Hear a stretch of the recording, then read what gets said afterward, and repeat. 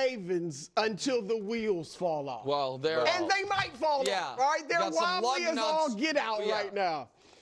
What bothers me about the Ravens is they can't put together a full game. And I don't mean 60 minutes of good football. I mean where the offense, defense, the special teams, we don't make stupid penalties to kill ourselves. Put that all together. They're like, you leak up, you patch up one leak, and then the water spouts out somewhere else. What have I been yelling about all year with them? The defense and the penalties. Well, guess what? The defense actually, I think, has gotten it together. I'm not saying they're a top, what they were last year, a top defense in the league. They were good against Pittsburgh. They were good last week. They were good last week, and they were yesterday. They were fine. But that against A.J. Brown didn't wreck the game at all. Jalen Hurts threw for 118 yards. It's true. The Eagles ran for 4 yards a carry. The Ravens ran for 5 yards a carry. So until the end, and again, getting nothing from the offense. We'll get to Justin Tucker. But so I think the defense got together. Offense, Lamar wasn't terrible, but he wasn't great. He was, he was good. He was fine. And I thought they had a decent balance with Derrick Henry and the pass. I agree with Lamar's mother, and Lamar apparently.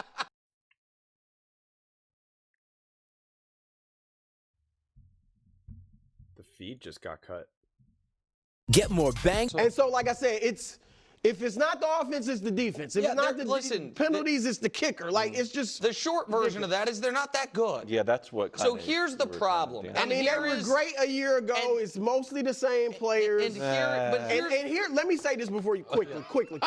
I think they are dangerous in the playoffs. I don't.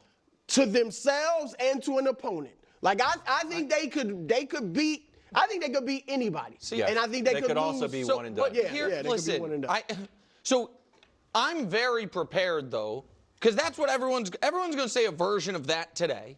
And then this is what's going to happen. Next week, the Ravens are on a bye.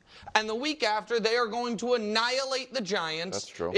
Lamar might throw for 300. Derrick Henry runs for $150. Yep. And we'll be right back on this Ravens hamster wheel, which is they are this legendary all-time great team with a legendary all-time great quarterback and a legendary all-time great running back that just happens to lose all the damn time.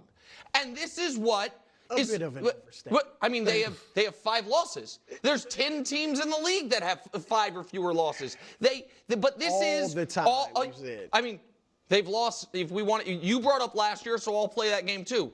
They now have lost 7 of their last 16 games. This year, they've lost 5 of 13, and we can, this is, show the tweets, Dusty. This is how we do it. September 30th, Rex Ryan's taking his victory lap. I told you, the Ravens are the best team in the NFL. October 2nd, my pal Dominique Foxworth, best team in football, Baltimore Ravens. Go forward a few weeks.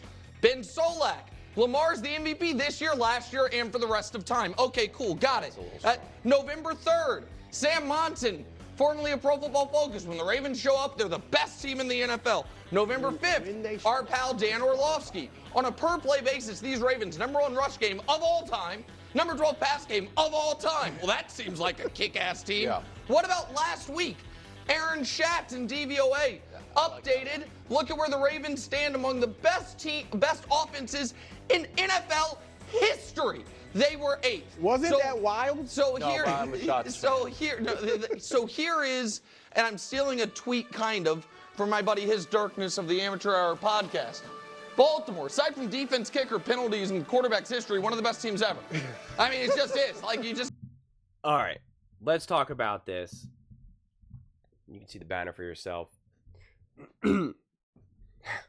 Listen, man, this has gone in a few different directions, and so I'm trying to think of how exactly I want to tackle this, because multiple things can be true. First off, the Ravens, all of those things that people said about the Ravens can be inherently true. But when you have inconsistent coaching and inconsistent preparation and inconsistent game plans and inconsistent gameplay, you have an inconsistent season and an inconsistent team. And when you go up against one of the top defenses in the NFL, yeah, you're maybe not, your numbers are maybe not going to be as great. You're going to be hampered. Lamar Jackson didn't look great and Derrick Henry didn't look great, but they went up against what may be the best defense in the NFL. I'm not calling it and saying that the Philadelphia Eagles have the best defense in the NFL because I don't really know, honestly. So I don't pump my chest and send out posts like Nick was going over. I don't love to do that. Occasionally I will, but like, you know, it's just, I would say that multiple things can be true. Lamar Jackson and Derrick Henry, right? Like, because like, it's not fair to be like, oh, this is a great team except for the QB's history and things of that nature, because they didn't have a lot of penalties against the Eagles. They have obviously been terrible with penalties, and that's the problem as well. Because a game like this, when you lose games against the Raiders and the Browns and the Steelers, and it's not even that you lose those games, you just fundamentally play poorly or just don't execute well enough. A game like this, or even a game against the Chiefs, you lose, you just lose that goodwill, that equity, the benefit of the doubt. And so yeah, it gives fuel for a Nick Wright to be like, look at all of this nonsense. And that's the problem. If you're always a jerk, the moment that you just had a really bad day and yell at a friend, they're like, well, you're always a jerk, man. You can't just say that this was a one-off situation. I don't care that you had an extra bad day. Even when you have a good day, there's a high risk for you to snap at me. And that, to me, in a lot of ways, is who the Ravens can be. They're just so inconsistent and bipolar. But that's actually what made this loss more concerning than anything, because I don't think the Ravens played badly. The Eagles were just better. They executed better. They were more prepared. That can't be denied. At one point, it felt like the Ravens could run away with this game. And I literally am watching this game and I'm like, oh, this game could be like, you know, the Ravens could really, and I actually went on, and I try not to do this, but I went on my YouTube channel and I read a comment, and because I had this game a little bit delayed, and someone commented on, you know, it was like the Ravens Eagles video or whatever, and they just wrote like, ha ha ha, you know, they had some sort of comment where I'm just like, I don't know how to interpret this. I'm like, and at that point, the score, the Ravens had the lead, and I was like, uh-oh, are the Ravens about to run away with this? Because that's what it felt like. But the Ravens, they couldn't do it. They couldn't take advantage of the opportunities that were given to them. Compare that to the Eagles, whereas the Eagles were able to execute and take advantage of every opportunity and make the big play when need be.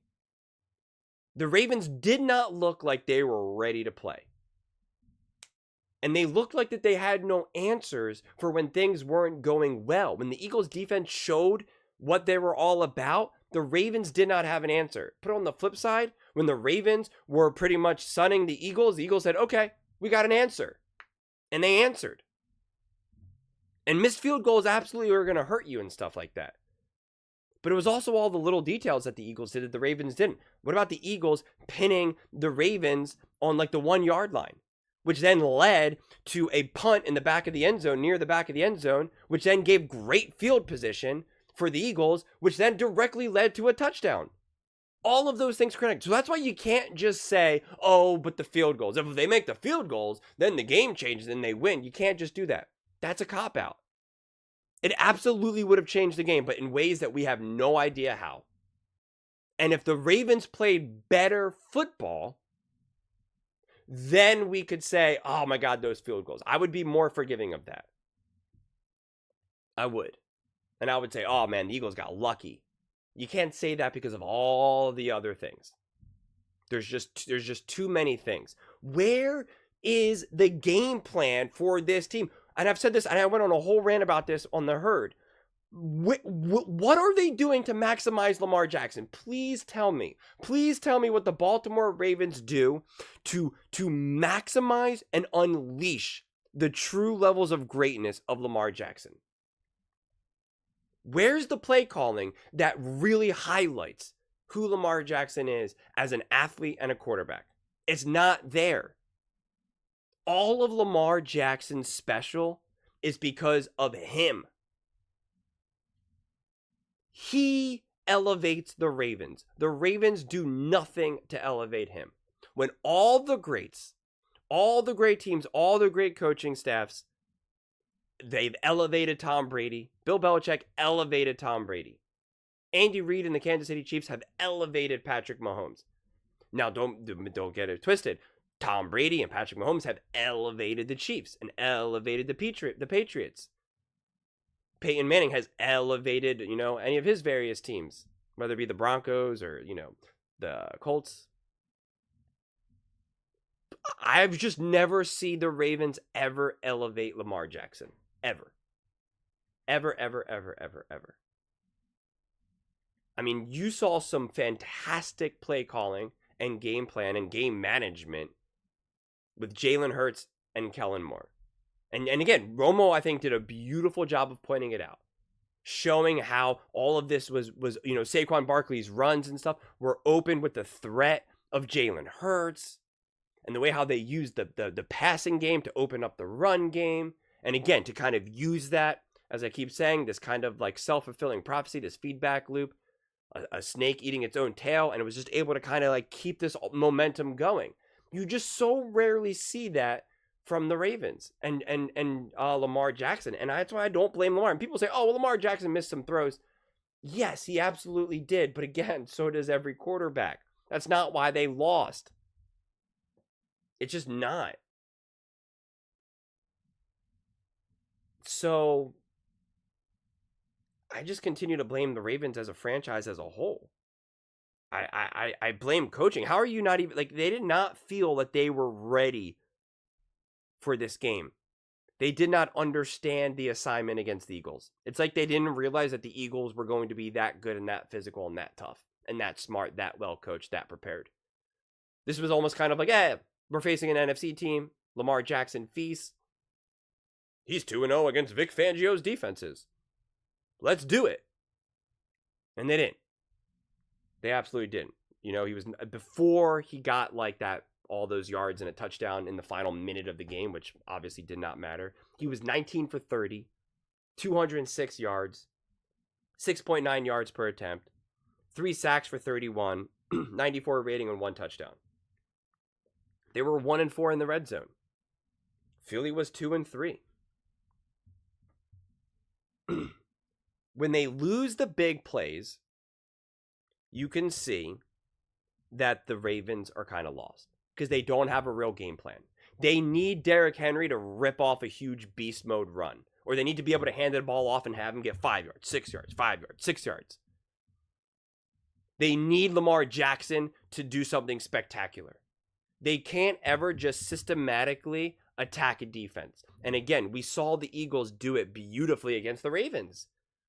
The way how they put together certain drives. They got 10 yards here, a 7-yard run here from Saquon, a 5-yard run from Jalen Hurts. They just systematically did it because they actually had an offensive game plan that they adapted throughout the game. Whereas the Baltimore Ravens, they're just like rolling dice. They're like, what do we want to do here? Let me roll the dice. Okay, a 12. What does a 12 do? A 12 is, we're going to hand the ball off to Henry. Okay, right. Is that what that says? Run the ball off to Henry? Or is that Lamar? Hold on. Let me roll the dice again. Okay, now it's a 14. That is. Oh, okay. Lamar's just going to drop back and hope something good happens. And, we'll see what happens. I mean, even a beautiful pass that's dropped or out of bounds, however you want to define it, to Aguilar, it's like a beautiful throw and kind of a beautiful play, but such a ridiculously low percentage play at that point that what are you hoping for in the game at that? That's what I'm saying. They're always just hoping for this game-breaking play. And when it happens, it happens. And when it doesn't, you get a game like this. Because it's just not real football. It's just big game hunting. And they got to be able to know how to adapt when Derrick Henry isn't going off. And Lamar Jackson isn't able to hit someone for 60-yard touchdown. Or Lamar Jackson can't rip off his own 30-yard run. You got to be able to just play fundamental football. And the Baltimore Ravens are fundamentally wasting Lamar Jackson's career. I am officially off. I mean, I was never really on, but I'm officially off the whole let's criticize Lamar Jackson every 5 seconds. I was very fair to Lamar, I feel. And I've been critical of the past, but I have way more videos defending Lamar. But the way how I see this team unfold more and more, and the way these games unfold, I'm just like, man, Lamar, I feel bad for you at this point. The Ravens culture and the fact that also since like 2000, they have the second most playoff wins, something that I often reference for the Eagles. The Ravens are just living off of the past of that reputation of how great they have been for decades. They're living off of that reputation. And again, I said this also in a previous video. If you're the Baltimore Ravens, if you're a Baltimore Ravens fan, at this point, you should be livid. You should be furious. They went out and got Derrick Henry in the offseason. Great move, honestly, obviously. I mean, can you imagine if they didn't get Derrick Henry, like what this team would look like? But they were right there last year. Right there. They should have won the Super Bowl. They should have won the Super Bowl. There's no reason to believe. I mean, they should have been able to beat the Chiefs. They were the better team. The better team. And we already saw what they did to the 49ers. They were right there.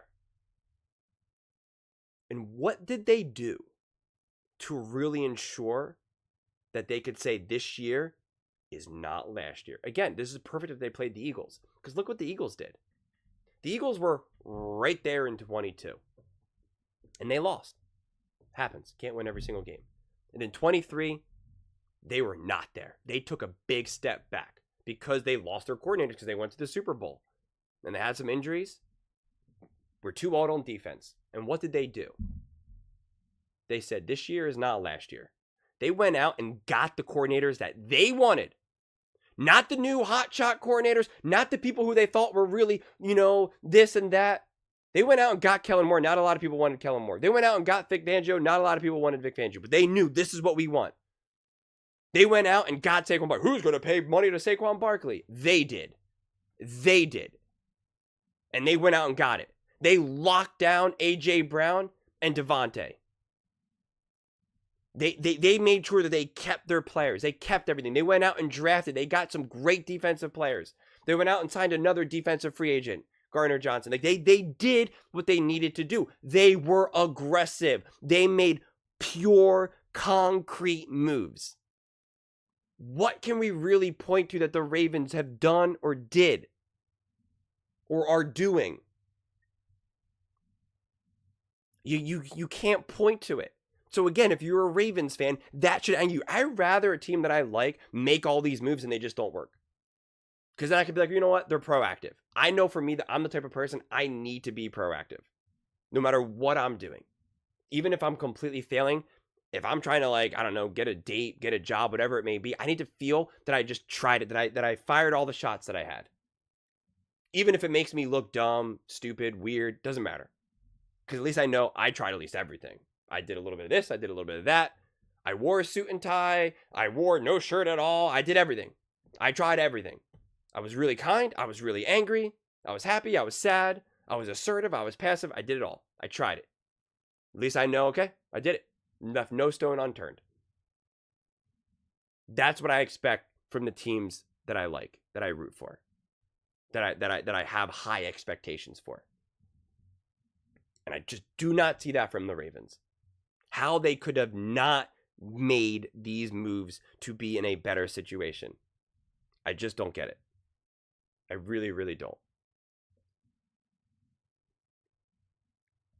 But those are just my thoughts. I'd absolutely love to hear yours.